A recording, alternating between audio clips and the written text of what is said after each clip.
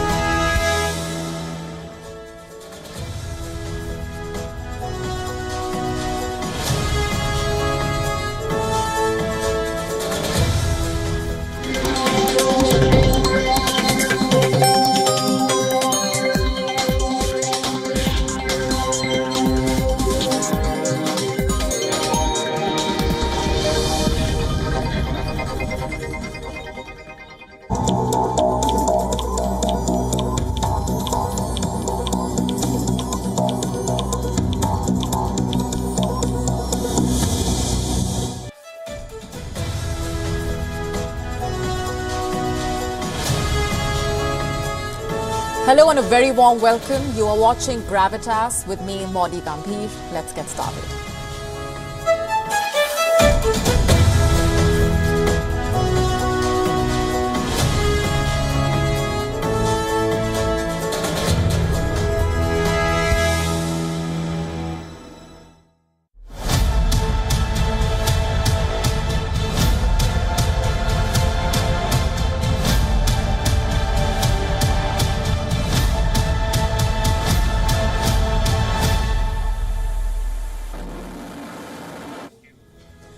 Our cover story tonight on Gravitas focuses on a big question, the answer to which determines the future of not just one region, but the entire world.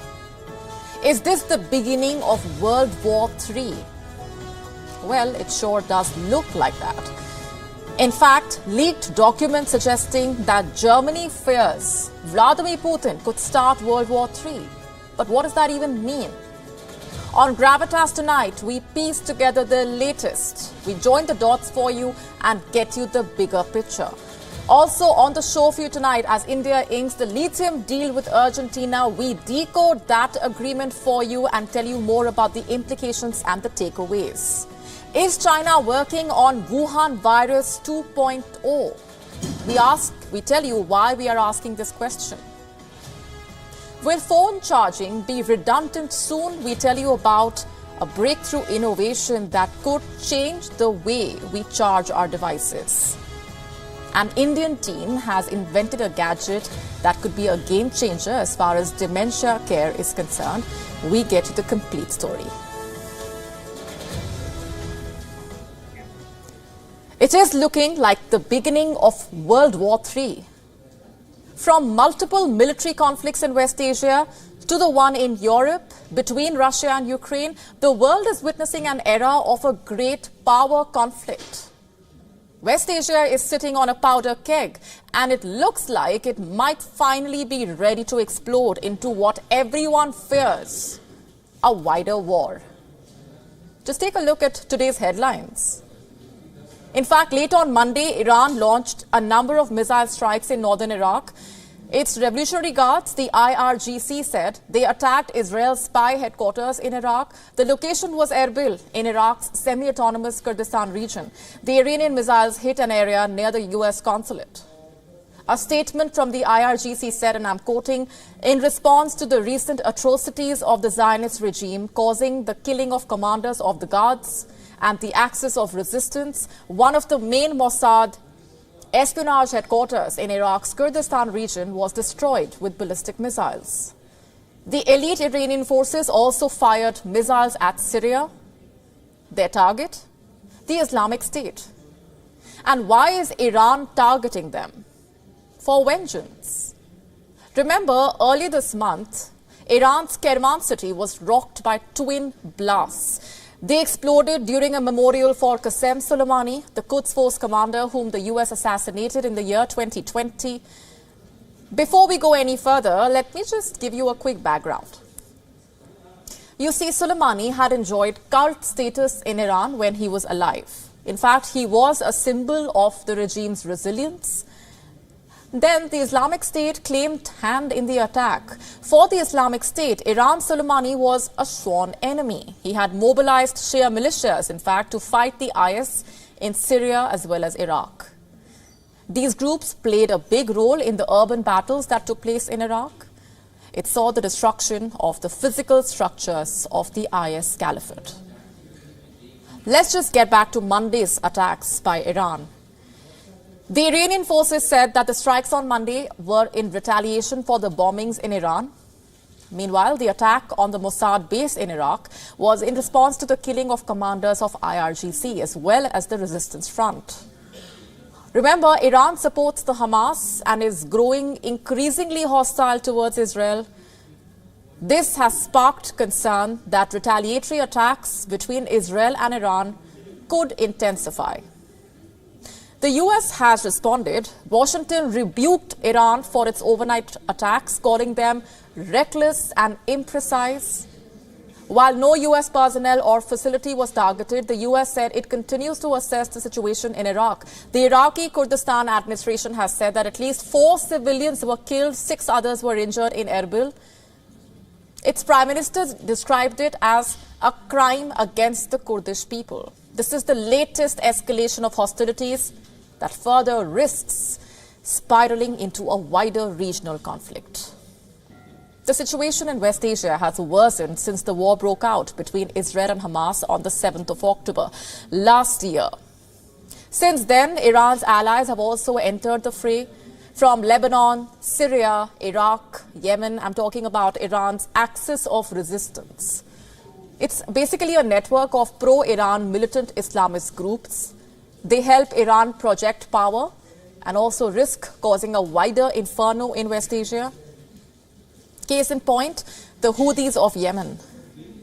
After disrupting maritime trade for the past 2 months in the Red Sea, they have now decided to expand attacks to include U.S. ships. This after the U.S. and the U.K. launched heavy airstrikes targeting the Houthi rebels last week. Houthis have been at war with Saudi Arabia-led coalition in charge of Yemen for years now. But soon after the Israel-Hamas war broke out, the Houthis shifted their focus towards the Red Sea, in order to show support for Hamas.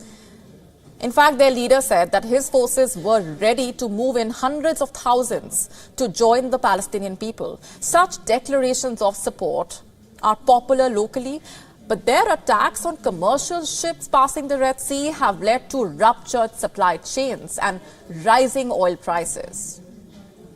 It has also led to higher shipping costs, as companies are now rerouting their ships from the zone of conflict. In the beginning, the Houthis were launching attacks on vessels in the Red Sea and towards Israel. Most of the Houthi drones and missiles were being intercepted by the United States, but the attacks on shipping escalated to a point where Washington felt that it had to retaliate. And let's not forget the Iraqi and Syrian militias who have targeted U.S. base. They were established in the chaos following the U.S. invasion of Iraq in the year 2003 and then during the Syrian civil war. They have several goals apart from projecting the Iranian influence. Their aim essentially is to bolster allies and resist the Western plans for the region. And separately, Turkey also destroyed 23 targets in overnight airstrikes on Kurdish militants in northern Iraq and Syria. You see, this was a further escalation of the conflict south of its border. On Friday, 9 Turkish soldiers were killed in clashes with Kurdistan Workers' Party militants in northern Iraq. The PKK, designated a terrorist group by Turkey, the US and the EU, took up arms against the Turkish state in the year 1984. The conflict with the PKK was long fought more in the rural areas of southeastern Turkey. And now it is more focused on the mountains of Kurdistan region. PKK militants are based here. And as you can see, the Israel-Hamas war is no longer about just Israel and Hamas.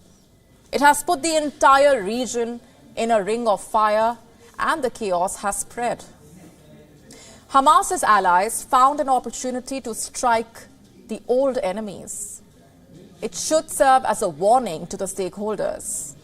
De-escalation of the current regional crisis is the way forward. Because just look where Iraqi Kurdistan is located. Just south of the Caucasus.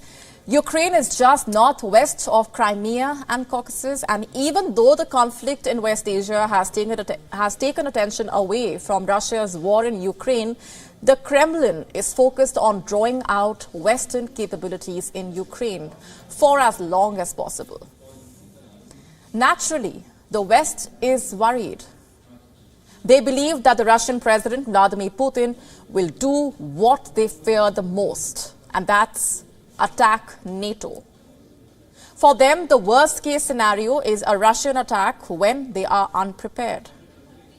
And so the NATO is preparing for the worst.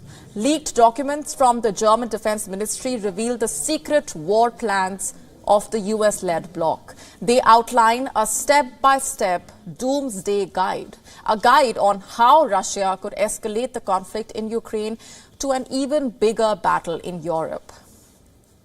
The leaked documents have been published by a German newspaper. They reveal a path to a third world war between NATO and Russia. The outlet, in fact, claims that Russia could expand the Ukraine war by attacking the NATO ally countries one by one next year. It comes as the ongoing conflict nears its 2-year mark. The report claims that armed forces in Europe are preparing for an attack by Russia on the NATO's eastern flank. This, they say, could include a cyber offensive.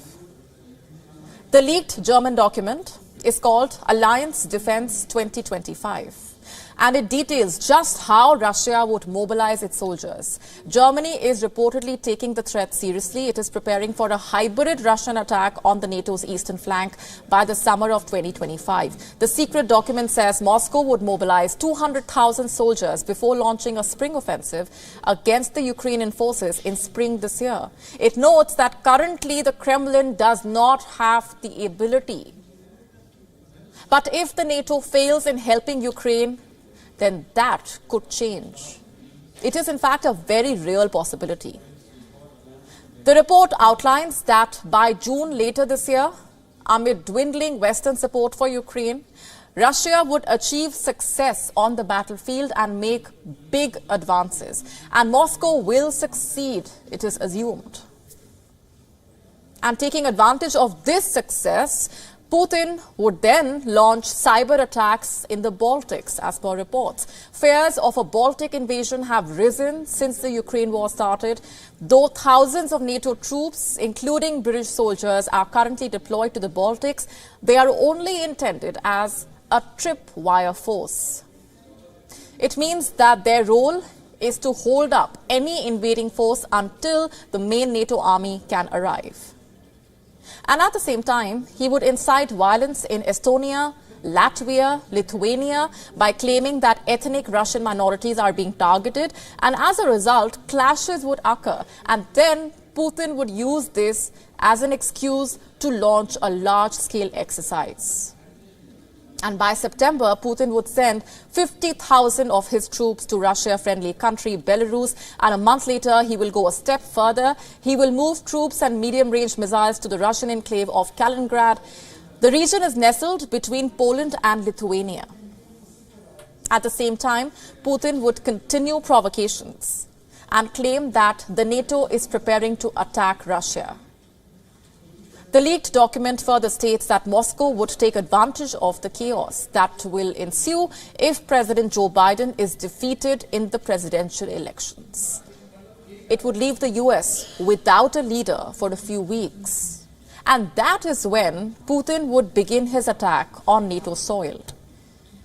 According to this doomsday scenario, the NATO would convene a special meeting in January 2025. Poland, as well as other Baltic states, would report an increasing Russian threat and plead for help. But that would not work to deter Russia, because according to this scenario, by March 2025, the Kremlin would move even more troops towards the Baltics and Belarus. By the end of the month, Putin would have 70,000 soldiers. According to the leaked documents, on an undisclosed date named Day X, NATO would deploy 300,000 soldiers, including 30,000 from Germany, to its eastern flank. It would be to defend against an impending Russian attack. It's unclear from the documents if Russia would be deterred by the deployment of NATO forces. It is because this scenario ends 30 days after Day X. This, you see, was the NATO's worst-case scenario. But what does Russia think? Well, the Russian Foreign Ministry spokesperson, Maria Zakharova, has dismissed the report as last year's horoscope. Meanwhile, the Kremlin spokesperson, Dmitry Peskov, chose not to comment on it. Russia's invasion of Ukraine in February 2022 has been described as more dangerous than anything that Europe has seen since the end of World War II. Both sides have suffered devastating losses. Putin's troops have battered cities all over Ukraine, and Ukraine has fought to regain lost territory on the battlefield. But the war has entered a stalemate. And now European leaders are growing war-weary. And in the US, there is resistance growing to the financial support being given to Ukraine. The West fears that Putin could see the crisis in West Asia, in the crisis in the West, as an opportunity to push his advantage. And that is why they prepare for the doomsday scenarios. The Ukraine war's conclusion seems contingent on one thing: the depletion of resources of at least one of the two sides. Ukraine is dependent on continued Western support, and Russia is dependent on oil and gas revenues. In a sense, the war will persist until the West realizes that a return to the previous world order is just not attainable.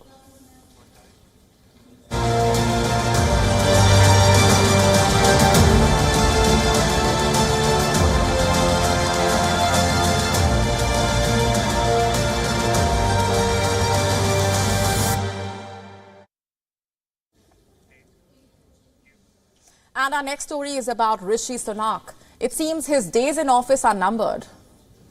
According to a new poll, his government is in for an annihilation in the upcoming polls. A 1997-style general election wipeout. The mega poll in question has been released by YouGov. It surveyed a total of 14,000 voters across the UK to gauge the mood. And the findings should worry the Conservative MPs, because the poll shows that many of them are heading for a crashing general election defeat. Ceasefire in Gaza and to get more aid to civilians. If our adversaries think that they can distract us from helping Ukraine by threatening international... Let me now take you through the findings. The poll has predicted that the Conservatives would retain only 169 seats in the upcoming election. This is 196 fewer than their 2019 total. And if I speak of the Labour Party specifically, it is expected to take 385 seats. The Democrats are expected to secure 48 seats, and the SNP may win just 25 seats. And if this indeed happens, then it would be a disaster for the Conservatives, to say the least, resulting in 11 cabinet ministers losing their seats. Among them could be Jeremy Hunt, Grant Shapps, and Sir Duncan Smith. Remember, the poll was commissioned by the Conservative Britain Alliance and conducted by YouGov. Its findings prompt reflections on the party's strategies under Rishi Sonak as the election approaches. It also reveals how Rishi Sonak is in deep trouble. But it's hardly surprising.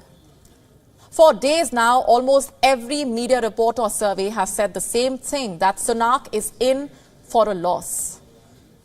Let me just show you another poll conducted by YouGov in the month of December. This was done to assess the performance of the Tories under Rishi Sonak, whether it has done a good job, whether there is disillusionment, and whether the voters will give the Tories another term. This is what the results had revealed. Only 6% of the voters thinking that the Tories have done a good job and deserve to remain in office. 24% thinking they have done a poor job but would still prefer them in power, and an overwhelming 43% think that the Tories have done a poor job in power and should be replaced by the Labour Party. Next, they were asked if the Tories are fit for government or not. Only 15% said that they are fit for government, 17% were not sure, and a majority of 68% said that they were not fit to run the country. How do we view this data? Is this a sign of voter disillusionment with Rishi Sonak? A sign that his days at 10 Downing Street are numbered? That certainly seems to be the case. Over time, the growth in public raising an additional £5 billion across. I know. Thank you, Mr. Speaker. Today. What's worse, there is also a rebellion boiling among the Conservatives. It's not just the right-wing members. There are 4 different factions, each with its own demands. And then we have his wife, Akshata Murthy. Her financial dealings are under scrutiny. In the year 2013, she founded the investment firm Catamaran Ventures. One of the directors was her spouse, Rishi Sonak. But come 2015, Sonak secured a House of Commons seat and resigned from the firm. The Labour says Akshata Murthy is using her husband's position to evade the tax liabilities. And observers say this controversy has contributed majorly to voter disillusionment with the Tories. But Sonak does not think so. He is still hoping to turn the tide by giving more time to his agenda, including cutting taxes, health service waiting lists, and the number of migrant arrivals. These are some issues he has started to tackle to win the voters back. This is what he said recently in an interview. Of course, there is more to do, but progress is being made. The country is now pointing in the right direction. What would you call this? Denial, false hope, or just optimism? Well, only time will tell.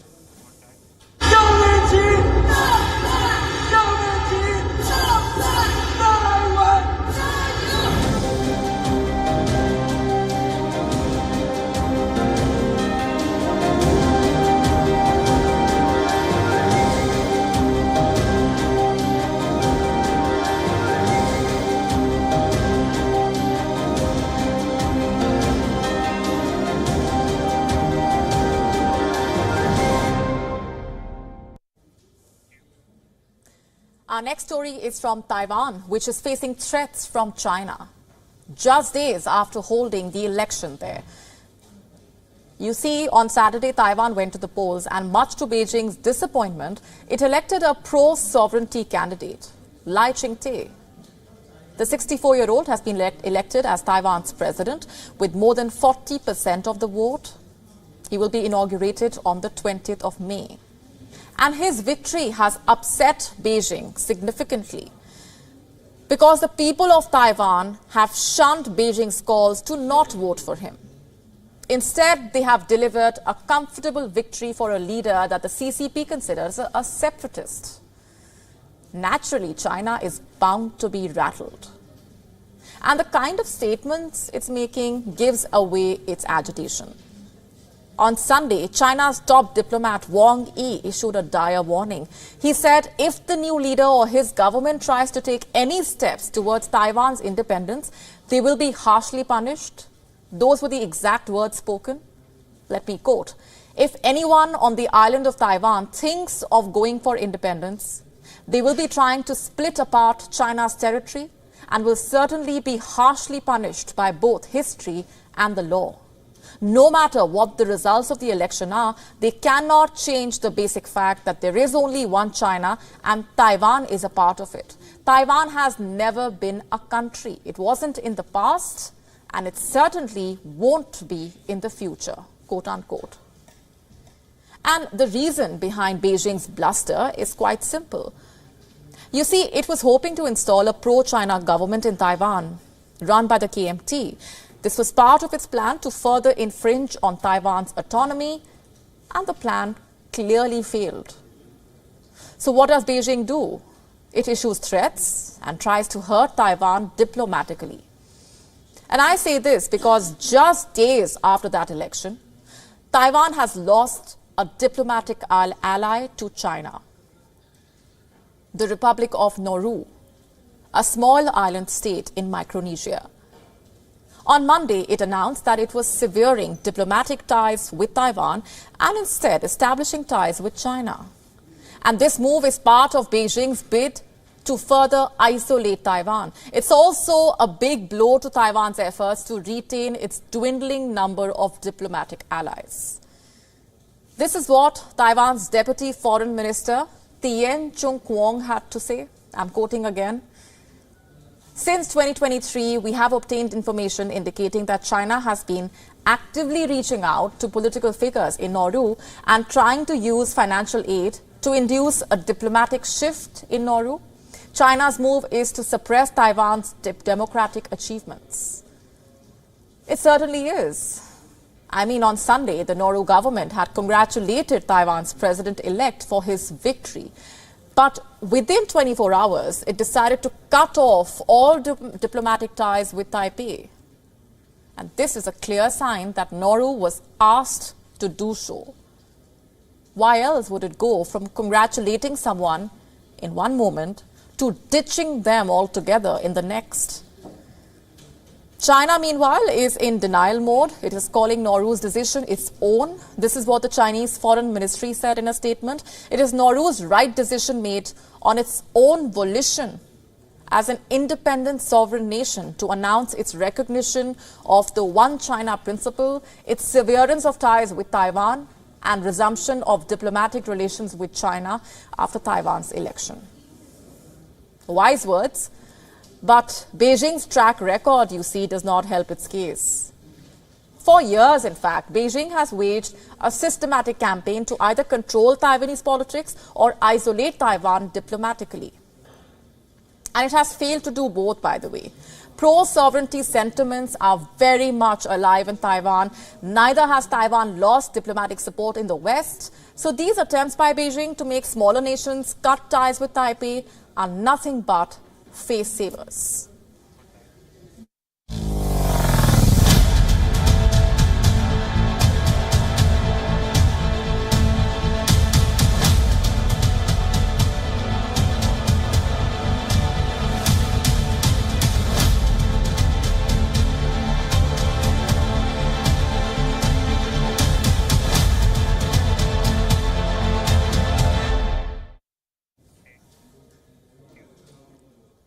Let's now move on to India's mining sector. New Delhi is going big on lithium. It has in fact inked its first overseas mining deal with Argentina, the country which holds 20% of the world's lithium resources. So what does this historic deal really entail? What does India plan to do? And will it be a blow to China, which is India's biggest source of lithium imports? Let me break it all down for you. Let's begin with who all are involved. From India, it is Khanij Bidesh India Limited, a joint venture of state-run miners.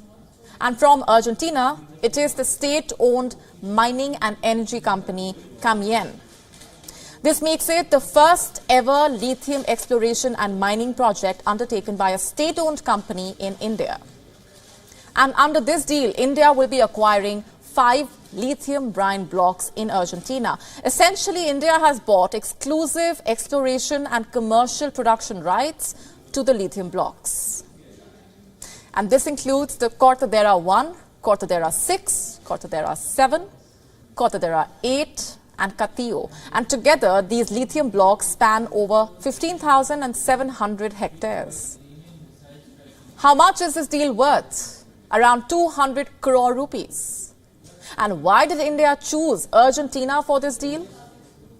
Well, the country is a part of the lithium triangle, along with Chile and Bolivia. And together, the 3 countries account for more than half of the world's total lithium resources. Argentina has the 2nd largest lithium resources in the world, 3rd largest lithium reserves, and 4th largest production in the world. But what gives Argentina an edge over the others is its Salt Lake lithium resources. Extracting lithium from them is cost-effective when compared to hard rock mining.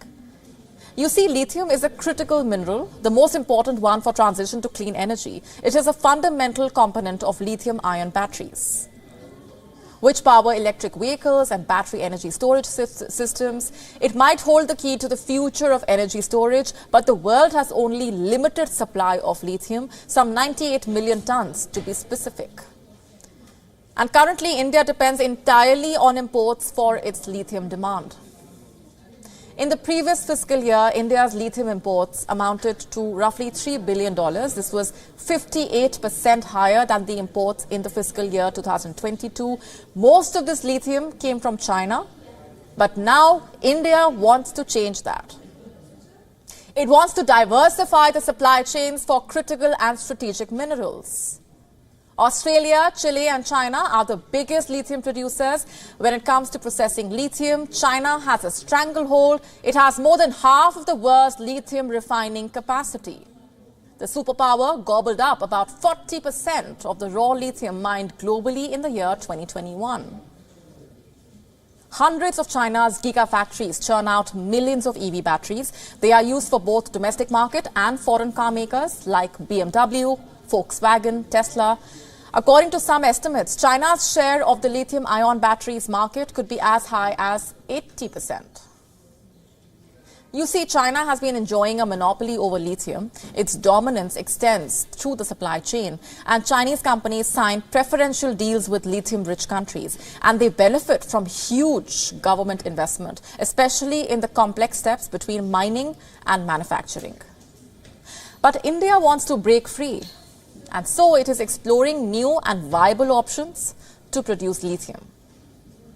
In the last 1 year, new lithium reserves have been discovered in Jammu and Kashmir, Jharkhand, Chhattisgarh, Karnataka, Rajasthan, and now India will explore Argentina for lithium as well. The deal aims to boost India's self-reliance in meeting clean energy demands and its objective to attain net zero emissions by the year 2070.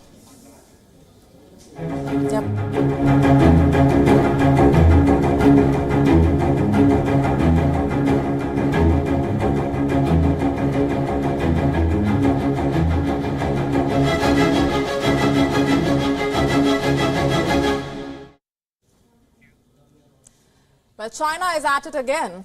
It's playing with fire. What I mean to say is, it is experimenting with a deadly new COVID-19 strain as per reports. And this one has a mortality rate of 100%. You heard that right. None of those who have been infected with it have survived.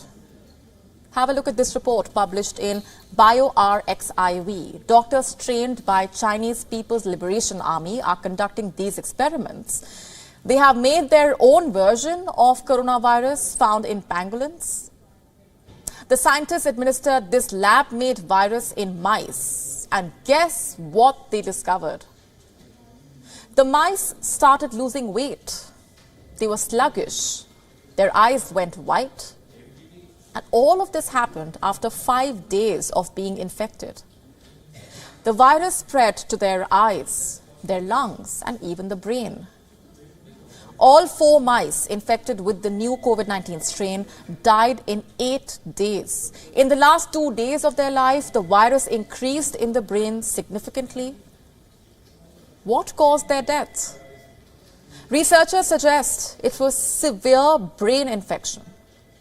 The intensity of this new strain is astounding, and it has sent alarm bells ringing, by the way. Chinese scientists have issued warnings. They fear the virus strain can spill over to human beings. And what would happen then? Would it lead to a pandemic all over again? And the scariest part, by the way, is the virus strain has a mortality rate of 100%.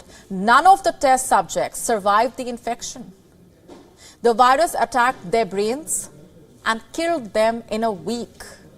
And we know very little about this new COVID strain. Chinese scientists have only experimented on lab-made strains. They are planning to study the live version of the virus from the wild as well. This would better simulate real-world conditions and assess the real threat posed by the virus. Just 2 days ago, Chinese warned that COVID-19 could resurge this month, all thanks to the new JN.1 subvariant. The National Health Commission highlighted a rise in JN.1 and said that multiple respiratory diseases were likely to spread this winter and next spring. And it's not just JN.1 anymore. There are concerns around the spread of a new COVID-19 strain altogether. This one seems to be the deadliest yet. We don't know much about it as of now. There are more questions than answers, but the fear looms large. What would happen if this strain spilled over to human beings? As India gears up for Budget 2024, let's just take a look at the education sector's budgetary journey under Prime Minister Narendra Modi's government since the year 2014.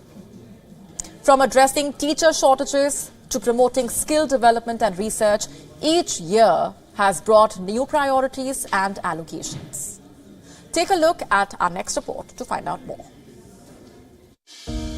Over the past decade, the education budget under the Modi government has shown a distinct shift in focus. From addressing immediate needs like teachers' shortage in the early years to promoting skill development, research and internationalization, the priorities have evolved. From 2014 to 2016, teacher training programs and virtual classrooms took center stage, with Rs 30 crore allocated for the school assessment program and under Rs 100 crore for virtual classrooms under CLICK. Establishing India as a global education hub became the focus, with Rs 43,554 crore for school education and Rs 28,840 crore for higher education. The Higher Education Funding Agency was also established.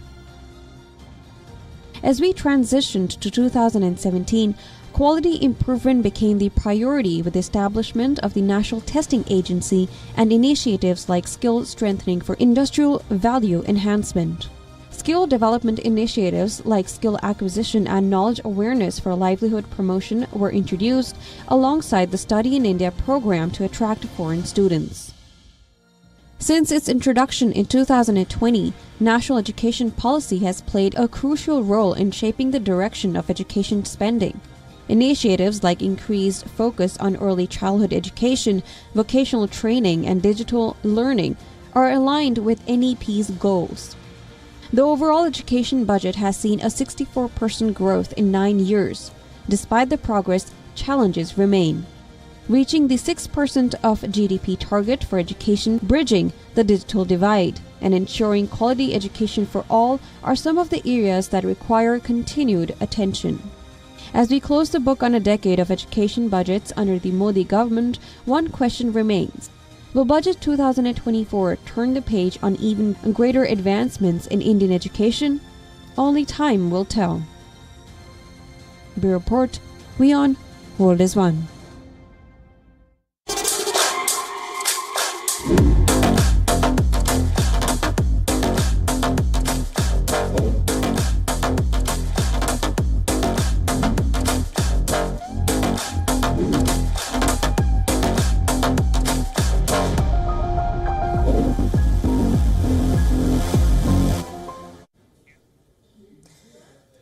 phone charging soon become a thing of the past? Let's now unpack a groundbreaking innovation that may have the answer to that big question. A Beijing-based startup, Betavolt, is turning heads with its revolutionary battery. And this is not just any battery. It's a battery that promises to last 50 years without charging or maintenance. This is the world's first miniaturized atomic energy battery. You heard that right, miniaturized. Forget bulky batteries. Betavolt has managed to squeeze 63 isotopes into a module smaller than a coin, and it's already being tested for use in everything from phones to drones. But what's truly astounding is the size. It's crafted from nuclear isotopes and diamond semiconductors, and it's already generating power 100 microwatts at 3 volts, with a target to reach a 1 watt output by the year 2025. Is it safe, is the question? Well, Betavolt assures that the radiation poses no danger. It claims that, even making it suitable for sensitive medical devices like pacemakers. How does it work?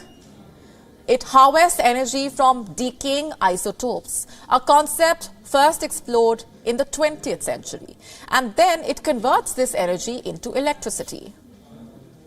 Under China's 14th five-year plan, there is a strong focus on miniaturizing nuclear batteries. Betavolt's design is layered for safety, preventing fires or explosions from sudden force. It can operate in extreme temperatures from minus 60 to 120 degrees Celsius. Environmentally, it's a win as well. After its lifespan, the isotopes turn into a stable, non-radioactive form of copper. Betavolt also claims that these atomic energy batteries are environmentally friendly, no threat or pollution to the environment once they are spent. That's what the claim is. Mass production awaits the completion of testing and the necessary clearances. But if Betavolt delivers on the promises, this could be a major leap in energy technology. And for all of us tired of constantly charging our phones, it might just be the future that we have been waiting for.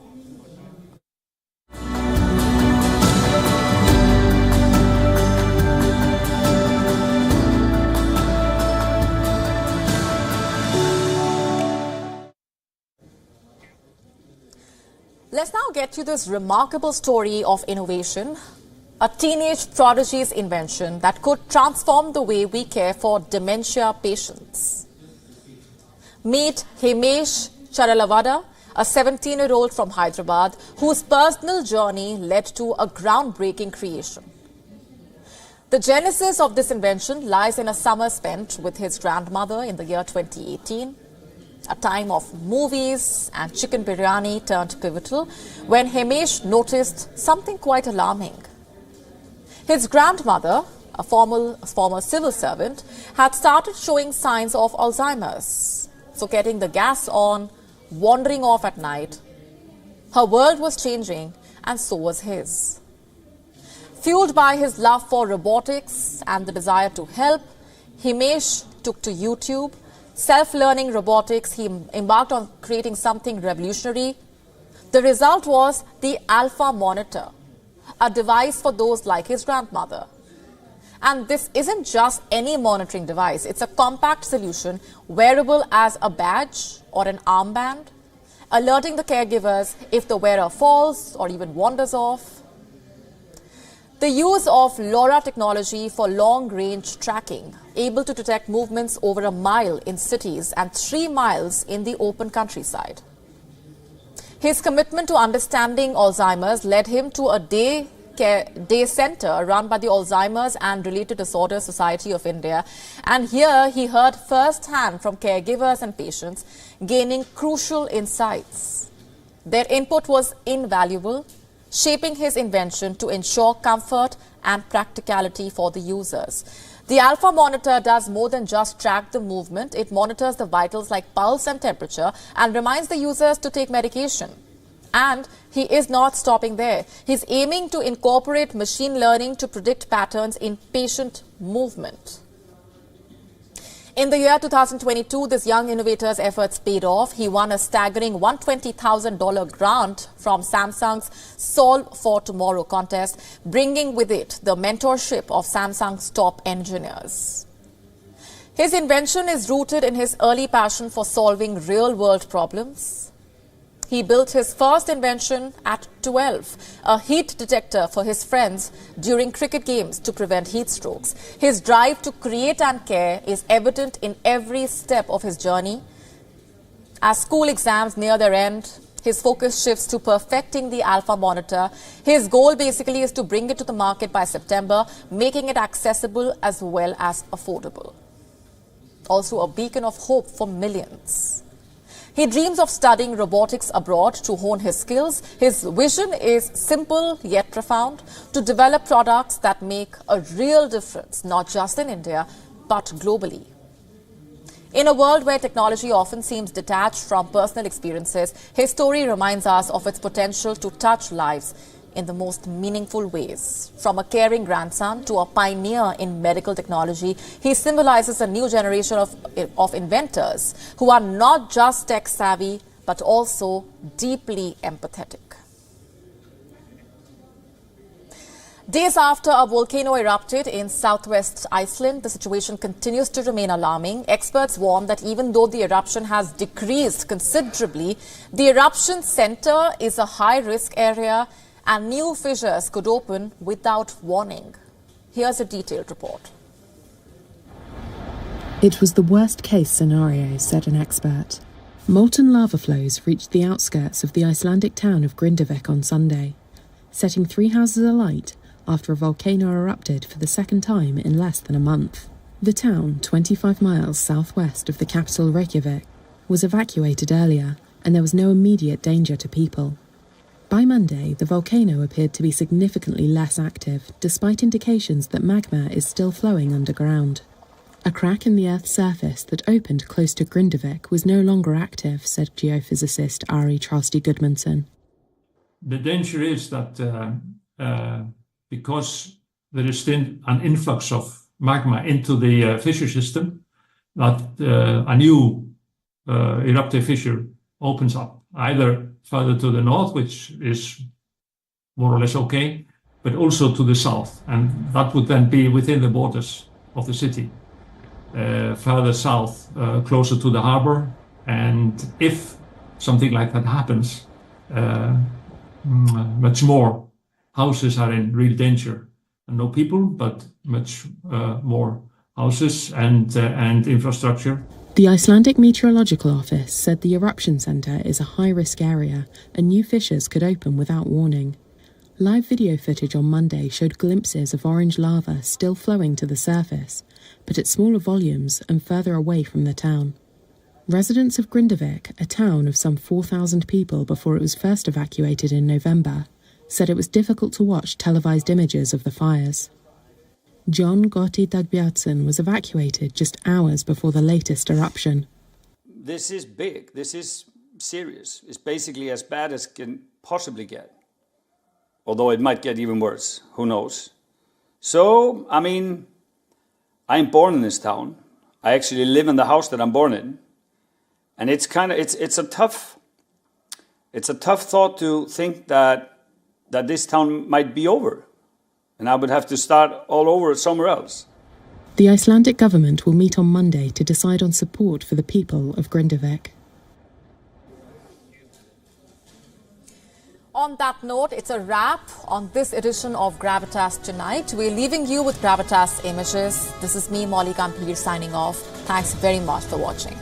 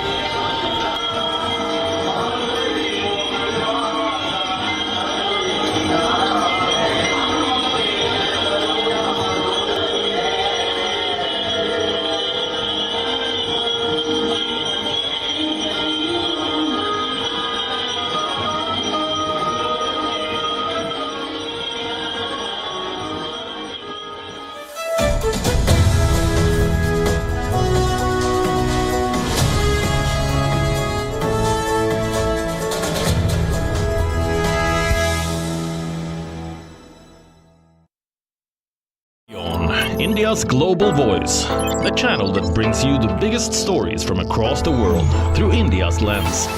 Now available in more than 190 countries worldwide. Because we believe that the world is one. Watch us in Africa, Europe, USA and Canada, South America, Asia Pacific, Middle East and North African regions. Also available on these digital platforms across the world. WION. World is one. We are one, you and I. Burning in the sun. Rising in the rain. One in celebration. One in pain. One in a tragedy. One for our rights. One in search of hope. One in our fights.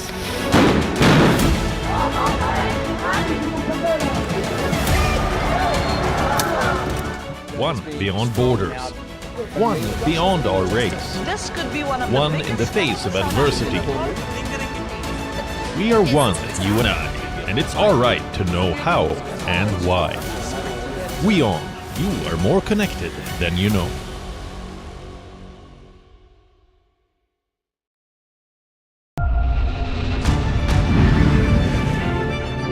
I'm Vikram Chandra and join me on WION with 2 weekly shows that will keep you informed. This World, a show that wraps the world's biggest global stories and brings you up close with the biggest newsmakers. This World is coming to you from London, from in front of the White House in Washington.